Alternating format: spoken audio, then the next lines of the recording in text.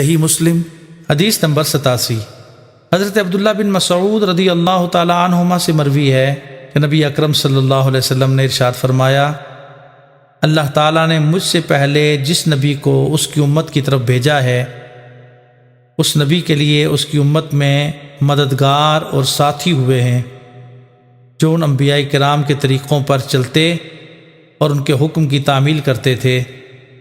پھر ان کے بعد کچھ ناخلف آئے جو ایسی باتیں کہتے ہیں جن پر عمل نہیں کرتے، اور وہ کام کرتے ہیں جن کا حکم نہیں دیتے۔ پس جو شخص ان سے اپنے ہاتھ سے جہاد کرے وہ مومن ہے، جو اپنی زبان کے ساتھ ان سے جہاد کرے وہ بھی مومن ہے، اور جو ان سے دل کے ساتھ جہاد کرے وہ بھی مومن ہے۔ اس کے بعد رائی کے دانے کے برابر بھی ایمان نہیں ہے۔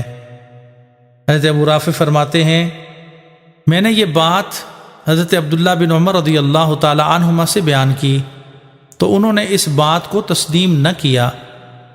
حضرت عبداللہ بن مسعود رضی اللہ تعالیٰ عنہ مدینہ طیبہ کی ایک وادی قناہا میں ٹھہرے ہوئے تھے، ان کے ساتھ چلا گیا۔